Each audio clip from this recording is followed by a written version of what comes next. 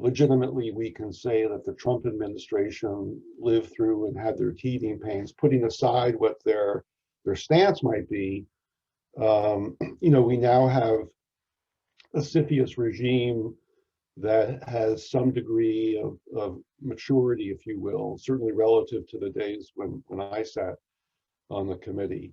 So I think you're asking exactly the right question, which is, what might we learn, who the personalities are that Biden, nominates, and if he or she is confirmed by the Senate. I think that's obviously going to be an important, and also obviously important, not just with respect to Treasury, but who from USTR, where I sat on the table, but who from the intelligence agencies, the Defense Department, and so forth. All of those people matter, and certainly the personalities around the table and how they get along. Obviously, facts drive the decisions, but you can't ignore the fact that the chemistry among the people around the table is extraordinarily important.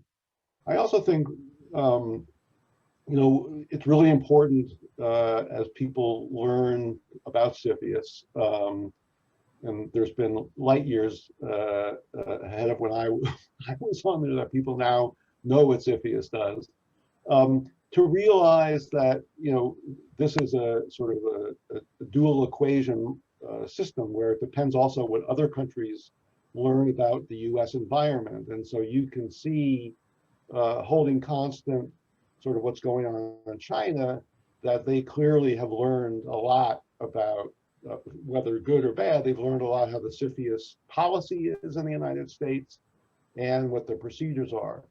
The other thing I would just say is, John mentioned that FIRMA was a bipartisan effort. It now looks, now you look back on that as one of the most bipartisan actions that the U.S. Congress took, over the last 4 years, and that is not lost on foreign investors, and it's not lost on how decisions will be made at CFIUS around the table. And also, I think, as an economist, when you look statistically at the numbers of the CFIUS cases, when you look at the press reports, only the big deals who basically go up to the president is what most people think about CFIUS, right? But we all know that the lion's share of the work is taking place, way below that level, and deals are approved all the time. Deals are blocked some of the time. Some deals die on the vine, both deliberately and for all kinds of reasons. And so I think, there's, those of us who work in this face an outside audience who frankly has sort of a skewed vision of how CFIUS works and its implication. And I think that, and its implications, I think that's really important.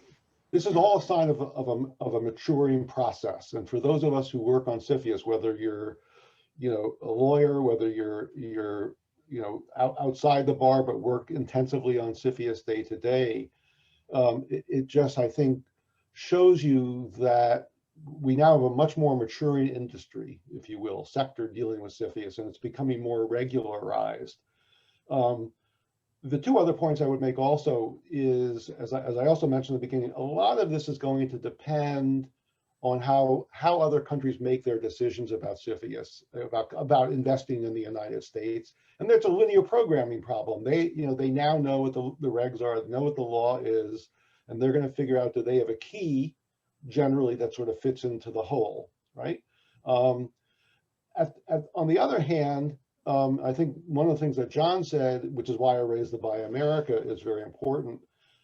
In the past, administrations, and I'm not sure whether this happened under the Trump administration, it certainly did in various administrations that I worked in, where the United States makes an affirmative statement about what its foreign investment policy is.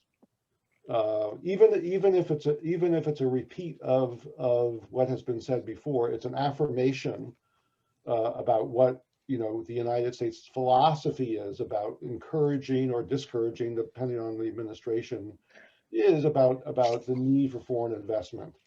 And that's why I raised the Buy America Act. Obviously, that's a trade matter. It's something that I worked on when I was on the Hill, but it is a signal that I think we cannot sort of ignore.